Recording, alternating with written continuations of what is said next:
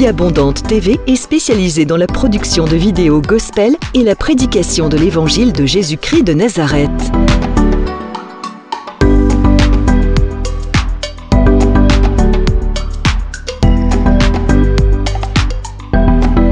N'hésitez pas à vous abonner à notre chaîne YouTube Vie Abondante TV et sur notre page Facebook.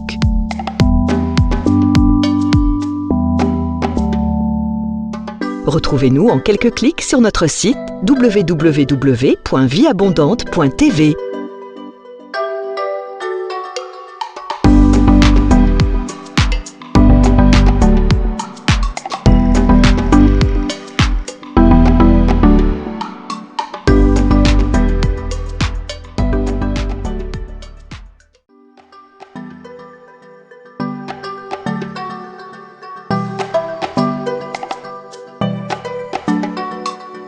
Vie Abondante TV est spécialisée dans la production de vidéos gospel et la prédication de l'évangile de Jésus-Christ de Nazareth.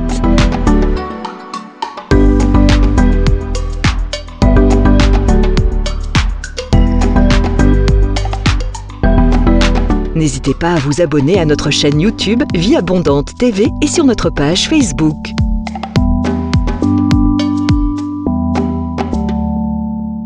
Retrouvez-nous en quelques clics sur notre site www.vieabondante.tv.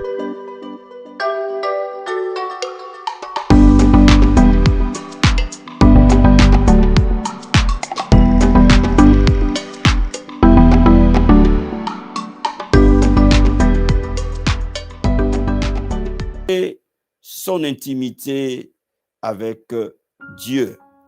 Ouvrons nos Bibles dans le livre de Exode. Notre texte de base est dans Exode chapitre 24. Exode 24, nous allons prendre le verset 12 à 18. Exode chapitre 24. Je suis convaincu que le Seigneur nous fera du bien. Exode chapitre 24, verset 12. Alléluia. Gloire à Dieu.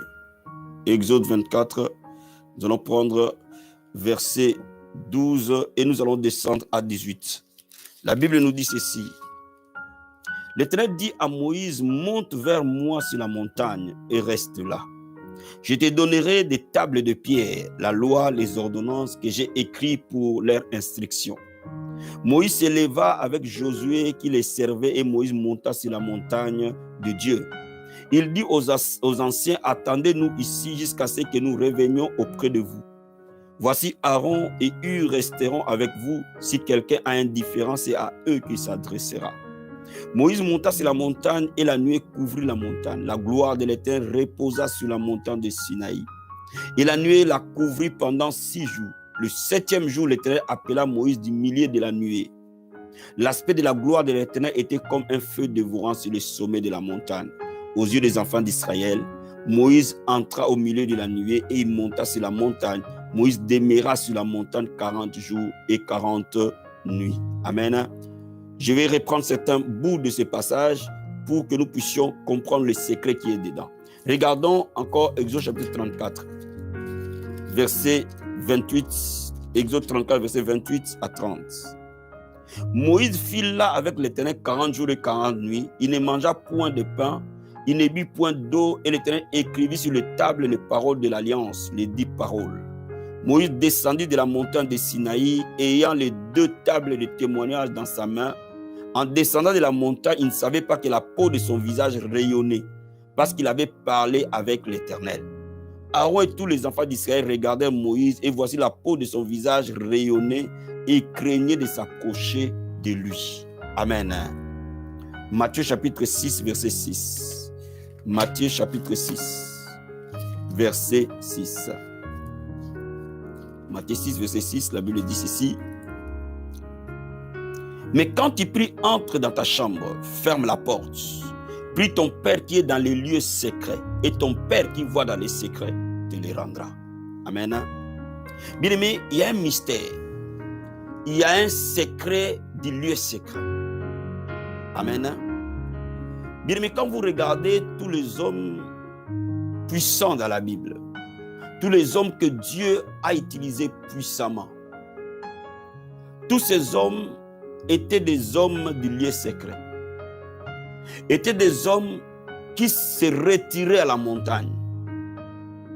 Vous allez voir que Moïse a été 2 fois à la montagne Sinaï. Vous allez voir que Élie a été à la montagne là où il a été nourri par l'ange. Vous allez voir que Jésus a été dans les déserts. Il s'est retiré. Il allait soit à la montagne, soit dans les déserts. Pourquoi ces hommes allaient soit à la montagne, soit dans les déserts? Ce sont des hommes qui voulaient se retirer de la distraction en fait de passer des temps de qualité avec l'Éternel. Bien-aimé, la qualité de ta vie chrétienne dépend d'une chose, du temps de qualité que tu passes avec lui. Et Jésus-Christ qui est venu nous dit que si tu veux prier, va dans ta maison, ferme la porte. Retire-toi de la distraction et va dans les lieux secrets. Cela veut dire que maintenant, nous n'avons plus besoin d'aller dans les montagnes. Maintenant, nous n'avons plus besoin d'aller dans les déserts. Mais dans notre chambre à coucher devient notre montagne et notre désert.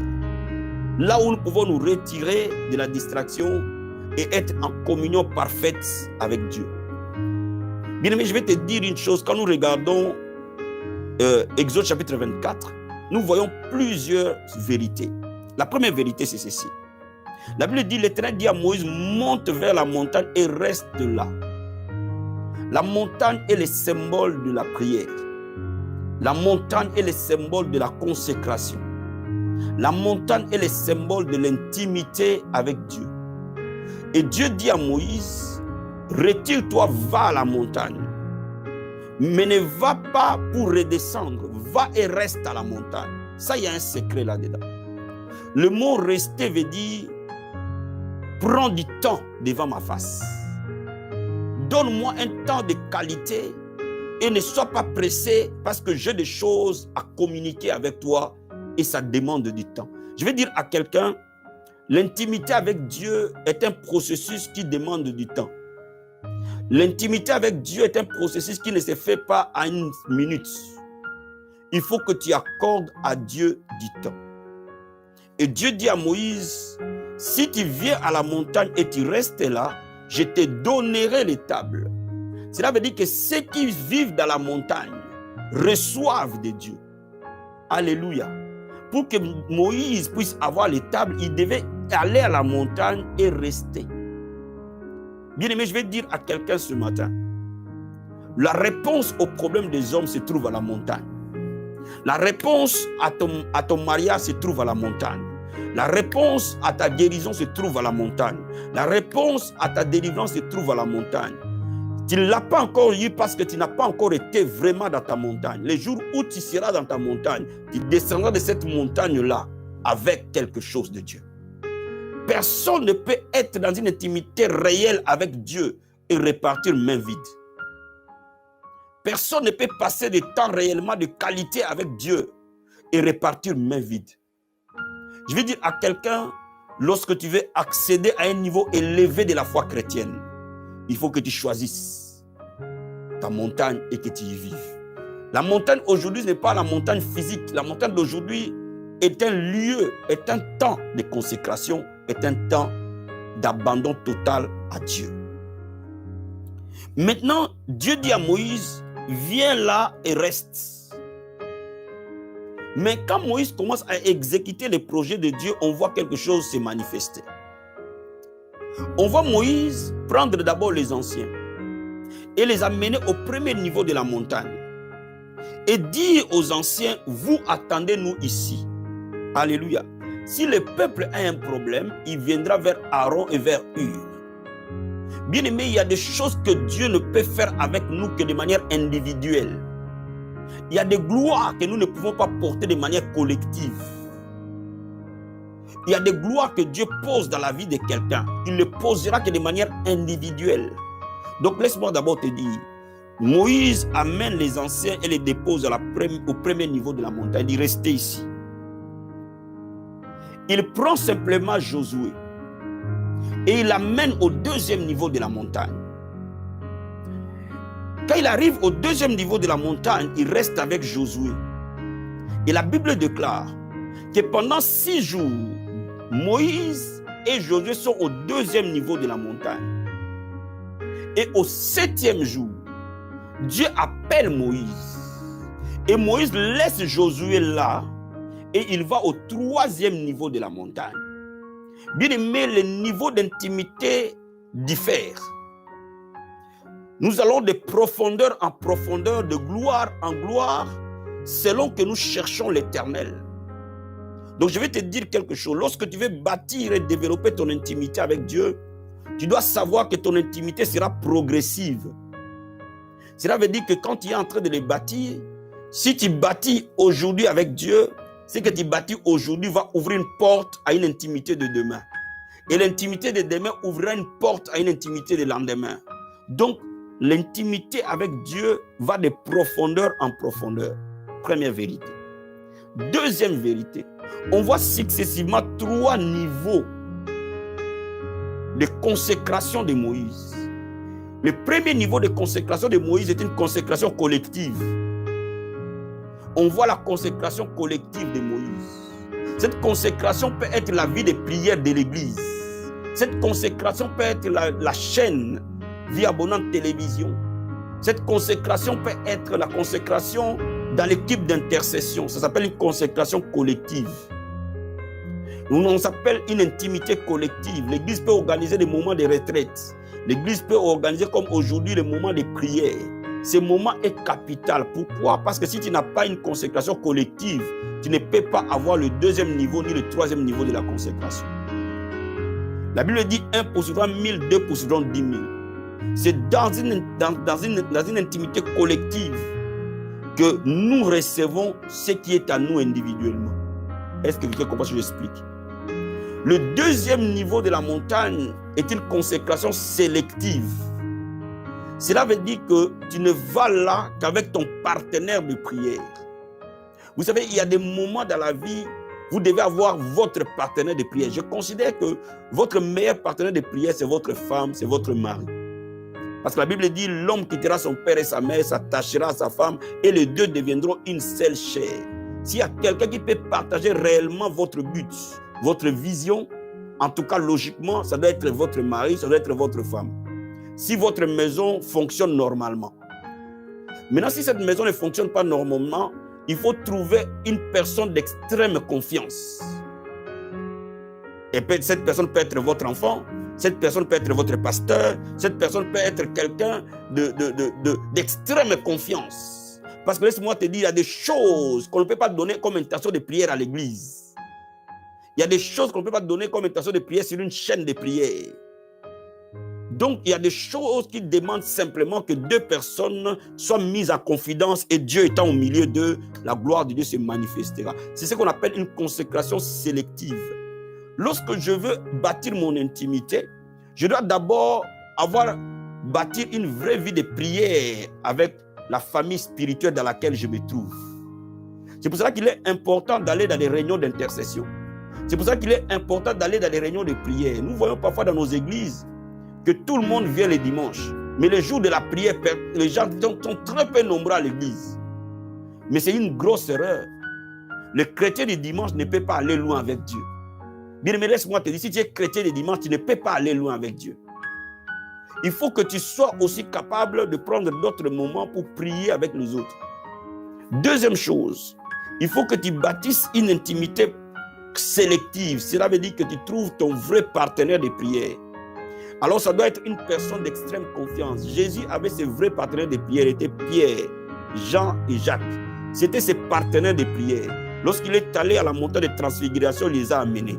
Lorsqu'il devait ressusciter, il les a amenés. C'était ses partenaires de prière parmi les 70 disciples, parmi les 12 apôtres. Amen. Mais on voit aussi que là, Moïse laisse son partenaire de prière. Il va au 3e niveau, où il va seul. Ça s'appelle l'intimité personnelle, la consécration personnelle. Donc je dis ceci, il y a une consécration collective, il y a une consécration sélective, il y a une consécration individuelle. Il y a des choses que Dieu va faire avec toi. Il ne va pas les faire ni avec ton mari, ni avec ta femme, ni avec tes enfants, ni avec qui que ce soit. Il ne le fera qu'avec toi et toi seul. Donc, lorsque tu arrives à cette consécration individuelle, il y a des choses qui doivent se passer dans notre vie. Est-ce que je me fais comprendre? Parce que je suis en train de t'amener dans la consécration individuelle. Donc laisse-moi t'appeler, te faire comprendre. Il y a une atmosphère que nous devons créer d'abord. Il y a une atmosphère, une vie d'église et de prières collectives que nous devons créer. Il y a une vie sélective de prières que nous devons créer. Mais après, il y a une vie personnelle que nous devons créer. Est-ce que je me fais comprendre?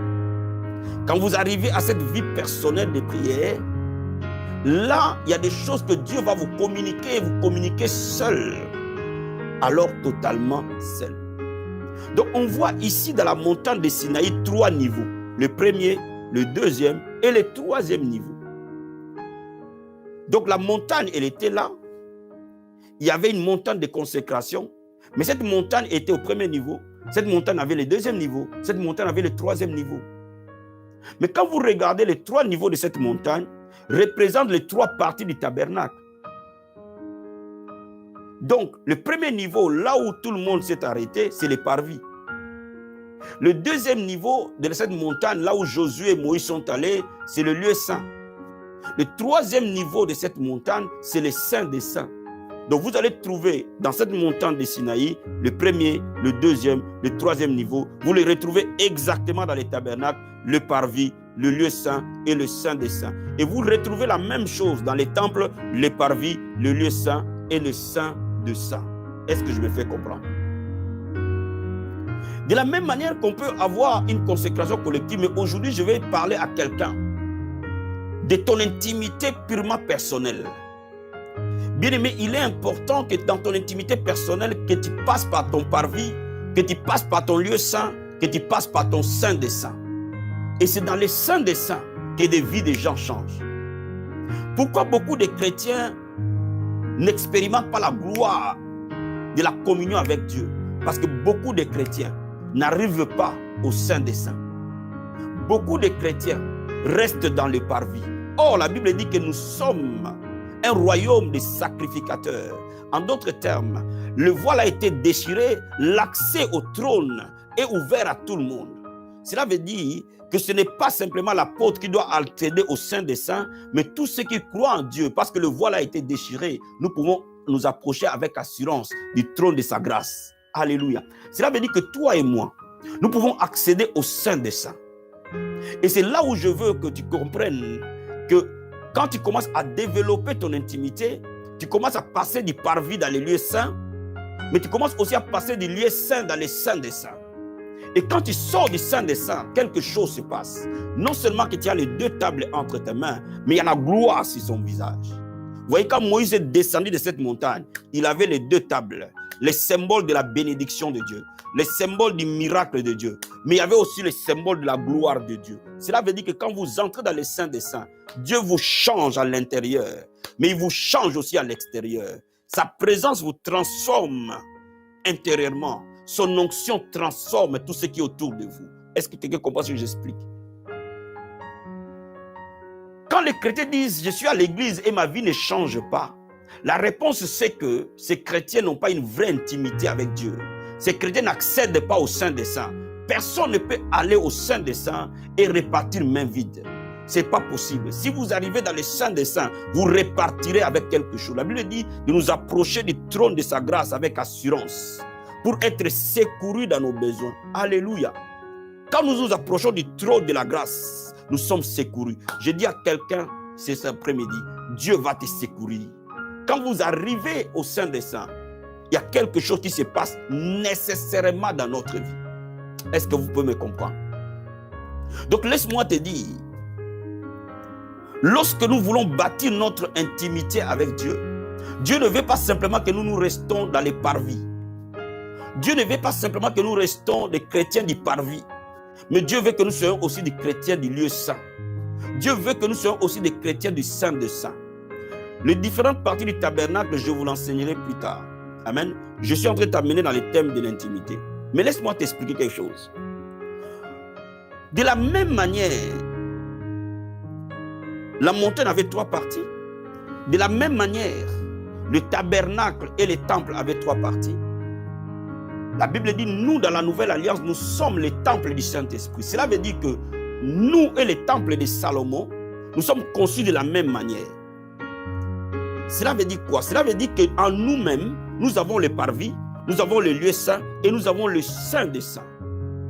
Cela veut dire quoi? Ma chair, c'est mon parvis, mon âme, c'est mon lieu saint, mon esprit, c'est le saint des saints. Alléluia. Beaucoup de chrétiens restent dans la chair quand ils prient. Ils ne connaissent pas une percée de la chair vers l'âme. De la même manière, ils ne connaissent pas une percée de l'âme vers l'esprit. Voilà pourquoi nos vies de prière sont des vies de prière répétitives, des vies de prière timorées, et ce n'est pas des vies de prière qui nous impactent réellement et notre être tout entier. Mais Dieu veut qu'aujourd'hui, que ta vie de prière impacte ton esprit, impacte ton âme, impacte ta chair. De la même manière, Moïse a passé le premier niveau, deuxième niveau, troisième niveau. De la même manière, toi aussi, tu vas passer le premier niveau, deuxième niveau, troisième niveau. Alléluia. Est-ce que quelqu'un est avec moi? Bien, mais quand nous sommes dans une intimité du parvis ou de la chair, c'est un moment où nous luttons. Parce que la Bible nous dit de crucifier notre chair. Dans les moments où nous sommes en train de bâtir notre intimité, vous allez voir, il va vous arriver parfois que vous voulez prier, mais vous avez un sommeil inexplicable. Vous avez une fatigue qui n'arrive pas à vous quitter. Vous mettez votre réveil à 3 heures du matin, à 5 heures du matin, à 4 heures du matin, mais vous avez envie simplement de dormir. Même si vous voulez prier à 8 heures, mais vous avez simplement envie de dormir et vous êtes debout. Et vous luttez avec les sommeils. Pourquoi? Parce que la chair n'aime pas prier. La chair est conçue pour faire obstacle à la prière. La chair est bâtie pour résister à la prière. Et la chair doit être crucifiée. Alléluia. Est-ce que je me fais comprendre?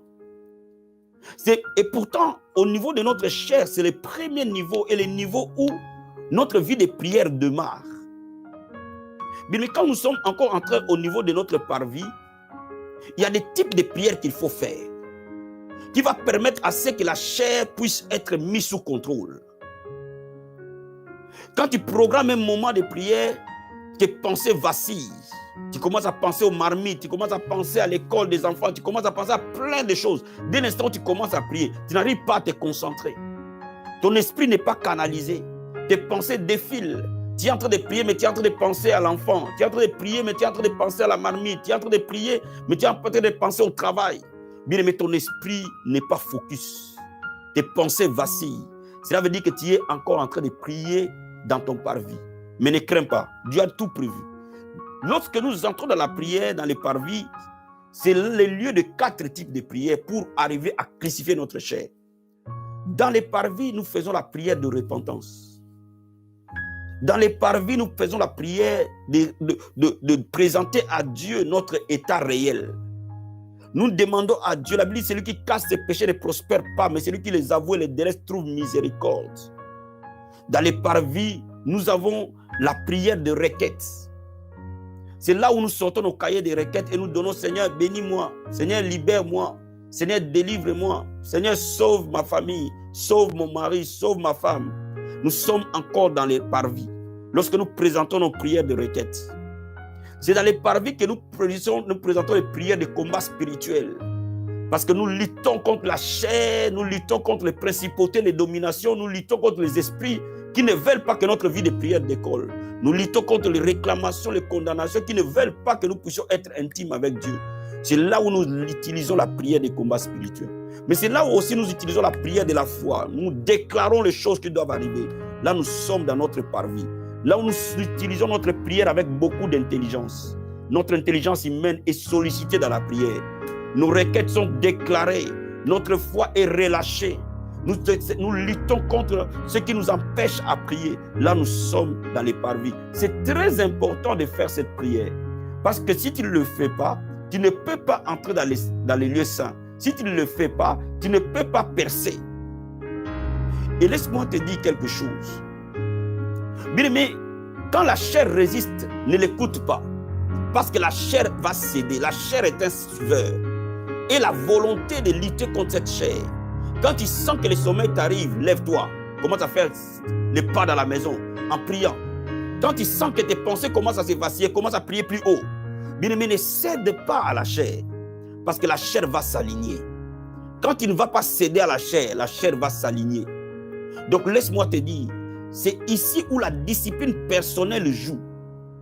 Vous ne pouvez pas être une personne de forte intimité avec Dieu si vous n'avez pas une vie disciplinée. C'est ici où c'est l'heure de ma prière. Que j'ai envie de prier ou pas, je me mets à prier. Que j'ai envie d'adorer ou pas, je me mets à prier. C'est mon heure de prière, point à la ligne. Ici, la discipline joue beaucoup, beaucoup, beaucoup dans notre vie de prière.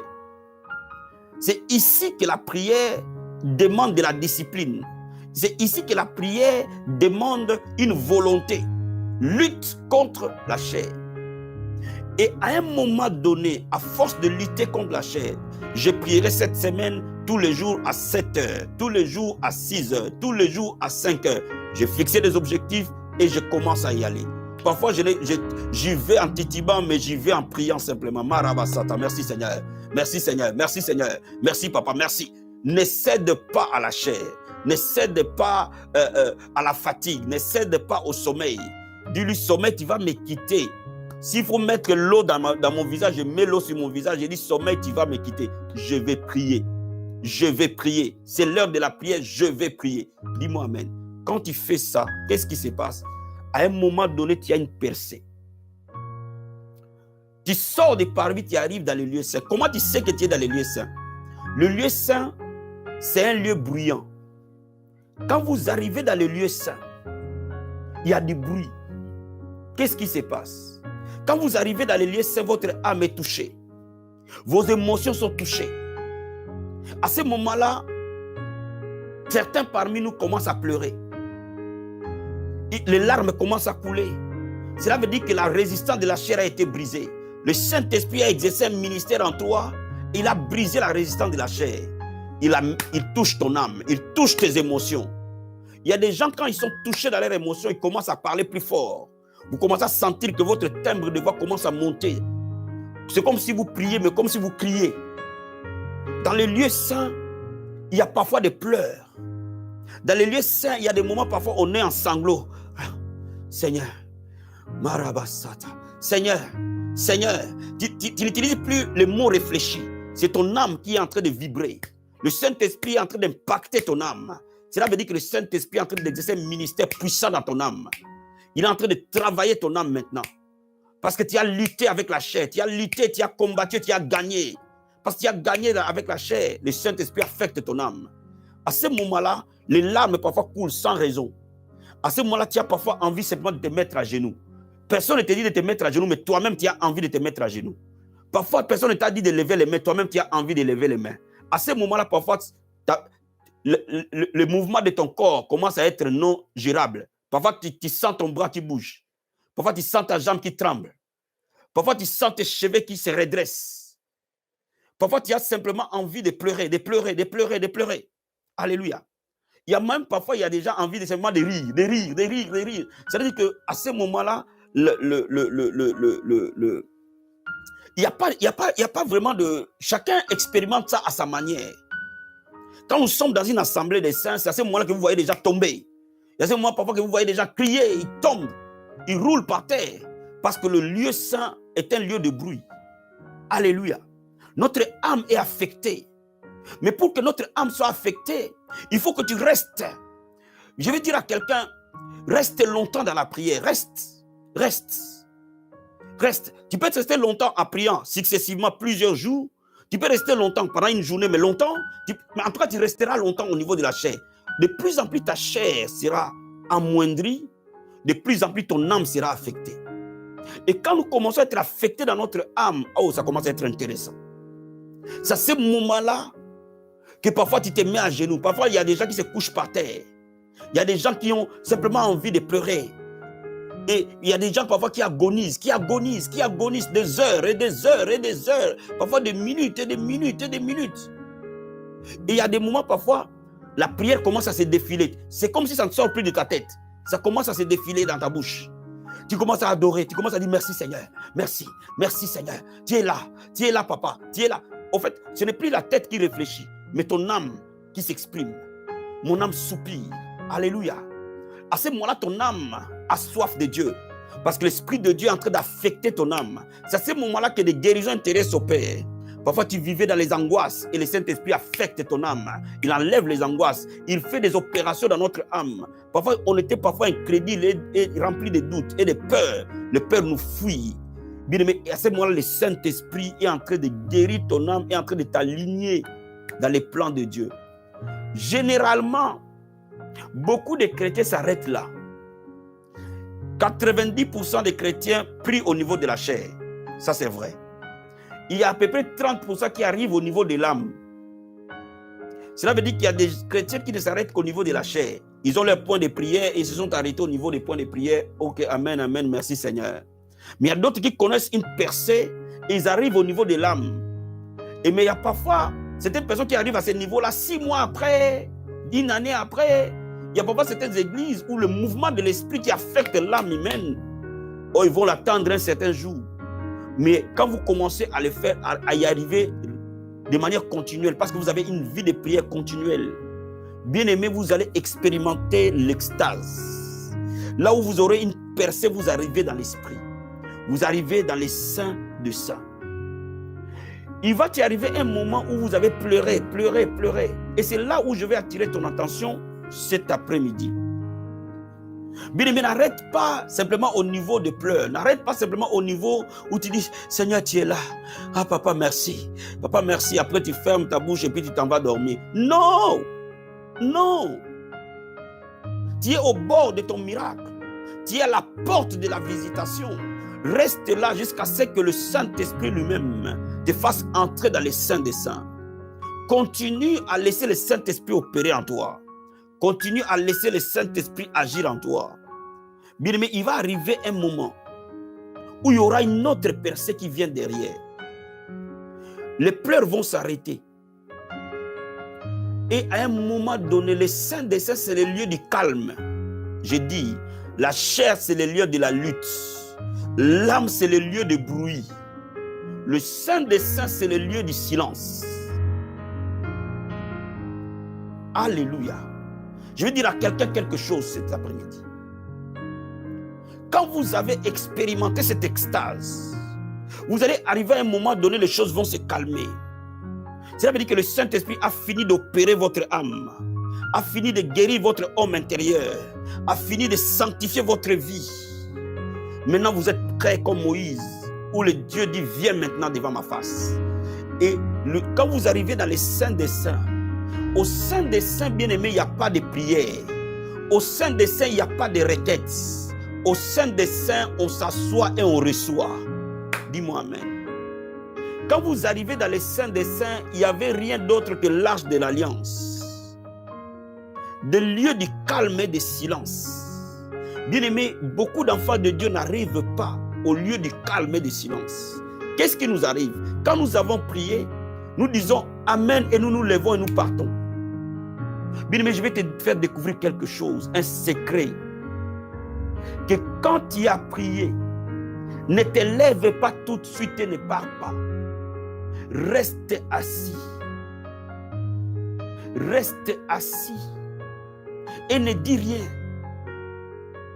Reste assis et ne dis rien. Come on. Il y a des moments que nous devons expérimenter ça dans nos églises. Quand vous sentez le vent de l'esprit se mouvoir, cela veut dire que les âmes sont en train d'être touchées. Quand vous sentez les gens crier, tomber, crier, se rouler par terre, ce n'est pas encore l'extase. Ce vent-là va souffler. Il va souffler. Mais à un moment donné, le calme va arriver. Quand le calme va arriver, la Bible dit quand Dieu se mouvait, il n'était pas dans le vent, il n'était pas dans le feu, mais il était dans un doux murmure. Alléluia. Quand le calme va arriver, c'est là où les miracles se produisent. c'est là où la gloire de Dieu se manifeste à un niveau le plus élevé. N'oubliez jamais une chose. Quand vous priez, prenez le temps de rester calme. À la fin de votre prière, faites silence. Restez silencieux. Restez silencieux. Ne dites plus rien. Laissez maintenant Dieu vous parler. Parce que vous lui avez parlé. Parce que vous n'avez fait que lui parler. Dans les parvis, vous lui avez parlé. Dans les lieux saints, vous lui avez parlé. Maintenant, dans les saints de saints, il dit, maintenant, reste tranquille, je veux te parler. Come on. Est-ce que tu me donnes un amen bien? Bien aimé, dans les lieux très saints, prenez au moins l'habitude de rester 10 minutes après la prière. Restez simplement assis, ne dites rien. Laissez vos pensées, détendez-vous calmement, laissez Dieu faire. Bien aimé, qu'est-ce qui va se passer? Quand vous allez vous calmer, vous allez commencer à activer vos ressentis spirituels. Comme quand je suis en train de te parler, je ressens mes jambes chauffer. Quand vous allez rester calme, il y a quelque chose qui va se passer. L'onction de Dieu opère différemment en nous. Mais la présence de Dieu va se multiplier. Vous allez ressentir plus fortement la présence de Dieu que quand vous étiez en train de prier ou quand vous étiez en train de crier. Il y a des gens qui le ressentent dans les mains, il y a des gens qui le ressentent dans les pieds, il y a des gens qui le ressentent dans les dos, peu importe là où vous le ressentez. Il y a des gens qui le ressentent dans les paumes de main, peu importe. Il y a des gens qui le ressentent dans les paupières, je ne sais pas. Quel que soit l'endroit où vous ressentez la présence de Dieu. Et vous allez la ressentir là. Quand vous avez fini de prier, vous allez ressentir la présence de Dieu. Et faites ça chaque jour. Laissez-vous ressentir cette présence. Laissez cette présence être sur vous. Alléluia. Est-ce que vous me saisissez? Est-ce que quand vous priez, vous ne ressentez pas la présence de Dieu, vous partez vous occuper dans vos occupations? Non. Ne sortez pas de votre maison sans avoir ressenti que Dieu est présent. Et lorsque nous finissons parfois de prier la prière matinale et que vous devez vous lever, quand nous avons dit Amen, nous avons éteint la caméra, restez. Restez. À ce moment-là, si vous ne ressentez encore rien, priez simplement en langue, tranquillement, Rabasata Baché. Rakabasata, Rabarakate Keboshe. Sans crier, Rakata Karabasata. Ressentez quelque chose en vous. Vous allez sentir la présence de Dieu, même dans votre chambre, même dans votre salon, même dans votre salle de bain, quel que soit là où vous souhaitez, vous allez ressentir cette présence. C'est le signe que vous êtes dans les saints des saints. Et le Saint-Esprit est en train d'exercer un ministère à votre faveur. Qu'est-ce qui va se passer à ce moment-là? Il va se passer deux choses essentielles. Premièrement, vous allez recevoir des pensées qui n'étaient pas là. Parce que vous êtes tranquille, vous ne bougez pas, relaxez-vous, restez assis. Restez parfois à genoux comme vous étiez. La position où vous étiez, restez simplement dans cette position. Il y aura quelque chose. Des pensées qui viendront en vous. Et c'est ça la prophétie. Une pensée qui n'était pas là va vous traverser. Il y a beaucoup de chrétiens qui disent, est-ce que ce sont mes pensées ou les pensées de Dieu? Bien aimé, vous êtes en train de prier. La Bible dit que nous avons les pensées de Christ. Bien aimé, laisse-moi te dire quelque chose. J'ai résolu beaucoup d'énigmes dans ma vie à ces moments-là. Il n'y a pas même longtemps, nous étions en train de prier pour notre enfant, notre fille qui ne se sentait pas bien. Et on a intercédé pendant plusieurs jours. On a prié, on a prié, on a prié. Et on disait, on lit, on chasse tout esprit. Bien aimé, pendant qu'on a fini de prier, j'étais assis. Le Saint-Esprit me dit, ta fille a besoin simplement du repos. Arrête de prier pour ça. Dis-lui simplement de se reposer. Donne-lui une semaine qui se repose. C'est tout. Elle a besoin de repos, c'est tout. Et quand nous avons dit à Julia, Julia, tu dois te reposer une semaine. Tu ne touches à rien. Tu ne fais que te reposer, dormir, repose-toi. Subitement, pendant que nous avons prié, rien ne s'est passé. Pendant qu'elle va se reposer, sa santé se restaure. Donc, il y a des moments où vous devez comprendre une chose. Que quand nous avons demandé à Dieu, Dieu va te parler. C'est ça la prophétie. Au fait, la prophétie n'arrive que quand tu arrives dans les saints de saints. Elle vient dans la pensée. Mais cette pensée, la Bible dit, nous avons les pensées de Christ. Dieu te parle directement. Il va te donner la prophétie sur ta propre vie. Il va te donner la prophétie sur tes enfants. Il va te donner la prophétie sur ton église. Et surtout si tu es leader, il faut que tu pratiques ça tout le temps, tout le temps, tout le temps. Ça, c'est le ministère du Saint-Esprit dans les lieux très saints. Dieu va te donner tous les jours une pensée nouvelle. Bien-aimé, une seule pensée de Dieu peut changer notre vie à jamais. Alléluia. Le centurion romain a dit simplement un mot, un seul mot de Dieu. Ça me suffit. Frère, je vais te dire une chose. Un seul mot de Dieu va changer ta vie à jamais. Alors va chercher ces mots-là. Que lui seul te dise un mot. Et s'il te dit un mot aujourd'hui, il te dit un mot demain, il te dit un mot après-demain, il te dit un mot après-demain, les gens vont penser que tu as des fétiches.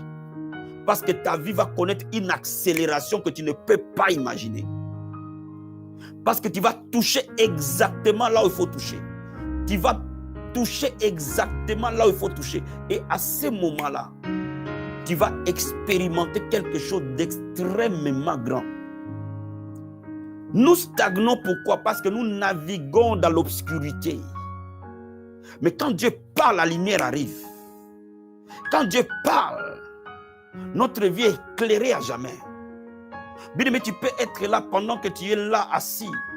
Dieu va simplement te dire, envoie ton CV à tel endroit, à tel monsieur. Quand tu envoies, un miracle arrive. Le Saint-Esprit va te donner simplement une pensée d'une personne, appelle-le. Tu prends ton téléphone, tu décroches. Tu appelles, hop, un miracle se produit. Bien-aimé, tous les dilemmes de nos vies se règlent à ce moment-là. Est-ce que tu passes un moment où tu n'as pas de réponse? Est-ce qu'il y a des situations où tu ne sais pas quoi faire? Bien-aimé, à ce moment-là que des vies pivotent. Après avoir prié, ne sois pas pressé de tomber sur quelque chose. Reste assis 10, 15 minutes. Entraîne-toi à le faire. Parce que ça ne vient pas en un jour. Prends l'habitude de le faire. Prends l'habitude de le faire. Commence par 5 minutes, après 10 minutes, après 5 minutes, ainsi de suite. Prends l'habitude de le faire. Chaque fois que tu as prié, écoute Dieu. Assis-toi et dis-lui simplement, Père, je sais que tu veux me parler. Parle-moi. Reste assis et écoute. Bien aimé, une pensée qui sort de nulle part va venir. Et au fur que tu vas apprendre, tu vas commencer à distinguer ces pensées-là de tes pensées. Et c'est ça la dimension prophétique de l'Église. Première chose. Deuxième chose qui va se passer. Il y a des moments où le Saint-Esprit ne vient rien te dire. Mais il veut simplement rester avec toi. Parce qu'on l'appelle le parakletos. Le parakletos veut dire ton assistant, ton compagnon, ton partenaire. Cela veut dire que sur le chemin de chaque jour, le Saint-Esprit est notre partenaire. Il marche avec nous, il chemine avec nous. Donc, le Saint-Esprit va te localiser. À ce moment-là, le Saint-Esprit te localise. En fait, une localisation spirituelle. Le Saint-Esprit te localise et te fait signe que je suis avec toi. Et nous allons marcher ensemble, nous allons travailler ensemble, nous allons faire tout ensemble. Je suis venu pour t'accompagner. Et nous allons aller bosser ensemble. Et nous allons faire ce que nous allons faire ensemble. Sois attentif à mes idées, à mes pensées, à mes orientations. C'est ça le langage. Et c'est ça qu'on appelle l'onction de Dieu en nous. Lorsque tu restes tranquille et tu restes que le Saint-Esprit, tu le ressentes, c'est-à-dire que tu laisses le Saint-Esprit être là, il te localise. Qu'est-ce qui se passe? Quand le Saint-Esprit te localise constamment, tu vas entrer dans l'accélération de la destinée. Cela veut dire que tu ne vas plus commencer à marcher au pas d'homme, mais tu vas commencer à marcher au pas divin. Comment? Tu comprends ce que j'explique? Parce qu'il fait un avec toi. Donc il va t'amener à son pas, à son rythme. Donc tu vas quitter les rythmes naturels et tu vas aller dans les rythmes divins. Cela veut dire quoi? Ta vie va commencer à se synchroniser à la dimension de l'esprit. Donc laisse-moi te dire, lorsque ta vie stagne, ce dont tu as besoin, c'est le ministère de l'esprit pour te localiser. La localisation spirituelle de l'esprit. Et quand il te synchronise avec lui, bien aimé, tu vas commencer à percer. Là où tu passais 10 ans, tu le fais en une année. Cet exercice que nous vous disons, nous avons constaté que depuis que nous le faisons, à l'espace de 2 ans, Dieu a ouvert les portes pour nous de plus de 10 ans de ministère. C'est-à-dire que ce que vous n'avez pas pu faire en 10 années, 15 années de ministère, parfois en 2 ans, vous allez les accomplir. Pourquoi? Parce que vous avez l'accélération de la destinée. Vous marchez non plus au pas de l'homme, mais nous marchez au pas de Dieu. Bien-aimés dans le Seigneur, lorsque vous bâtissez votre intimité avec Dieu, ne soyez pas simplement des chrétiens qui se limitent à demander « Seigneur, donne-moi, Seigneur, guéris-moi, Seigneur, délivre-moi, Seigneur, restaure-moi ». Mais va plus loin. Laisse l'Esprit de Dieu affecter ton âme. Va plus loin. Laisse l'Esprit de Dieu affecter ton esprit. Va plus loin. Reste tranquille que l'Esprit de Dieu parle. Et il y a des moments, il peut ou ne pas te parler, mais au moins il va te localiser. Quand il te localise, il te synchronise dans la volonté parfaite de Dieu. Vous voyez, beaucoup de chrétiens sont frustrés. Pourquoi? Parce qu'ils ne marchent pas dans la volonté parfaite de Dieu. Pourquoi? Parce qu'ils font leur vie séparément de l'esprit. Oh, laisse-moi te dire que lui, c'est notre paraclétos. Lui, c'est notre associé de destinée. Lui, c'est notre partenaire de destinée. Lui, c'est lui qui doit nous amener, nous marchant la main dans la main. Donc, la prière nous permet de marcher la main dans l'esprit. Et quand vous avez cette habitude-là d'écouter Dieu, donnez-vous le temps d'écouter Dieu. Donnez-vous le temps d'être localisé, que le Saint-Esprit exerce son ministère sur vous. Ne vous limitez pas simplement à parler à Dieu. Laissez-le vous parler. Laissez-le vous communiquer. Laissez-le vous toucher. Alléluia. Laissez l'Esprit de Dieu vous toucher, vous affecter. Et quand il est en train de vous affecter, en train de vous impacter, oh mon ami, vous ne pouvez plus jamais rester le même. Plus jamais, alors plus jamais, alors plus jamais. Et à ce moment-là, vous avez des pensées nouvelles. La Bible dit, nous avons les pensées de Christ. La Bible dit, il nous donne au-delà de ce que nous demandons ou pensons. Frère, la pensée est une prière. Laisse-moi te dire, quand Dieu opère en nous, les pensées sont parfois plus puissantes que les paroles. J'ai remarqué une chose, dès que je commence à penser à quelque chose, fermement, la chose va arriver. Et quand vous laissez le Saint-Esprit commencer à travailler dans vos pensées et amener les pensées créatrices dans votre âme, vous aurez toujours une longueur d'avance que les autres. Vous serez toujours en avance que vos ennemis. Vous anticiperez toujours tout le temps les choses. Vous aurez toujours une longueur d'avance. Pourquoi? Parce que le Saint-Esprit est devenu votre partenaire de travail. Quand vous travaillez avec lui. Quand vous faites la cuisine, vous faites la cuisine avec lui. Quand vous vous habillez avec lui. Et votre mari va être ébloui de votre beauté. On va penser que vous avez trouvé des crèmes, je ne sais pas où. Non! Le Saint-Esprit va vous embellir. Va parfois vous rendre belle. Va parfois vous donner certains secrets de couleurs qui frappent à l'œil de votre mari. Va parfois vous donner certaines choses que vous êtes loin d'imaginer. Il va vous donner parfois des idées de cuisine que votre mari pensait. Quand il rentre le soir, vous avez préparé exactement ce qu'il voulait manger. Bien-aimé, marche avec le Saint-Esprit, c'est beau. Découvre cette dimension de Dieu. Découvre cette dimension d'intimité avec Dieu. Tu ne seras plus jamais le même. Est-ce que quelqu'un est béni cet après-midi? Est-ce que quelqu'un est béni cet après-midi? C'est là que tu peux le faire. Dans un premier temps par des retraites. Essaie de t'organiser parfois une fois par mois. De t'enfermer chez toi et de rester longtemps dans la présence de Dieu. Cela va changer, va t'affecter. Fais-le une fois chaque mois. Tu commences un vendredi soir et tu sors dimanche matin, tu vas à l'église. Tu bloques un week-end pour Dieu. Tu bloques un week-end pour Jésus. Bien-aimé, l'avantage que tu vas avoir est de loin supérieur au sacrifice que tu fais. Au début de chaque mois, les premiers week-ends du mois, donne-les à Dieu, consacre-les à Dieu. Et cette habitude-là, et si tu es dans les ministères, comme un pasteur principal, comme un apôtre, fais-le plus.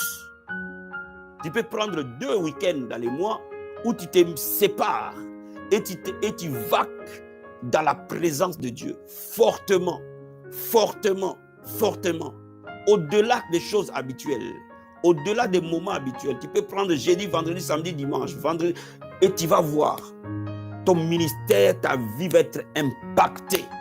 Tu as un commerce, peut-être que tu as commencé avec une boutique, ça va devenir une supérette, ça va devenir un supermarché, ça pourra même devenir un hypermarché.